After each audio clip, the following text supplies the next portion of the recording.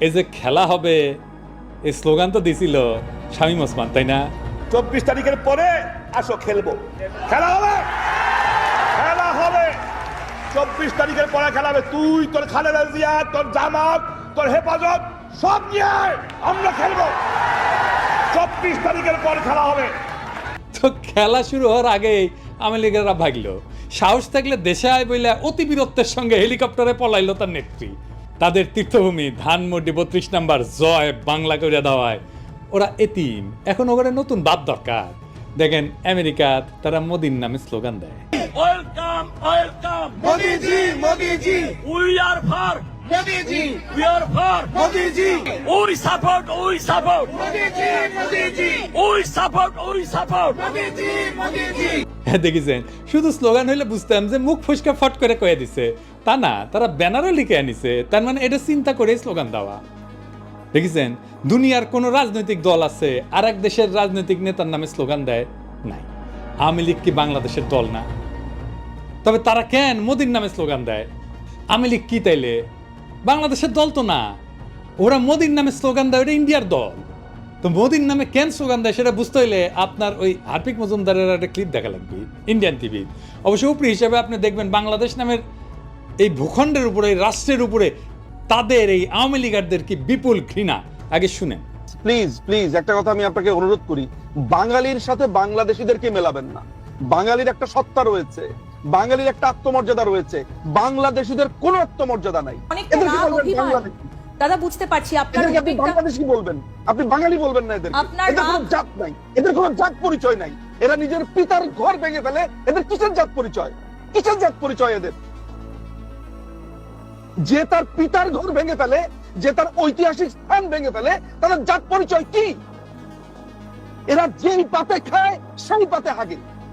আপনি তাদেরকে মুক্তিযুদ্ধের সময় কলকাতা তাদেরকে কি করেছে, ইন্ডিয়া তাদেরকে কি করেছে সব ভুলে গেছে এই বেঈমানের জাত।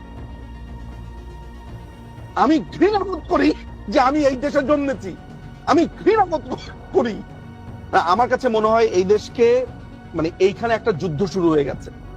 এই যুদ্ধে এখন আমাদেরকে স্বাধীন করবার পালা। অস্ত্র হাতে নামতে হবে, এখানে গেরিলা যুদ্ধ করতে হবে, এখানে আমাদেরকে ট্রেনিং নিতে হবে।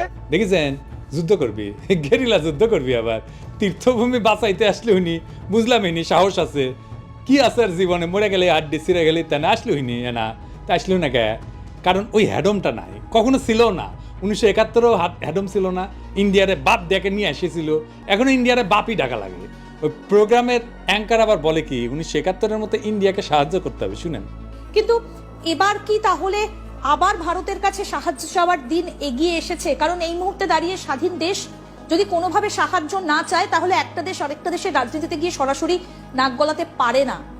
বাপরে, আমেরিকা থেকে 5 লাথি দিয়ে ডান্ডে বেরিয়ে পড়ে পেটে দিছে, আর ওই বাংলাদেশে আওয়ামী লীগরা আবার ক্ষমতাত বসে দিবি।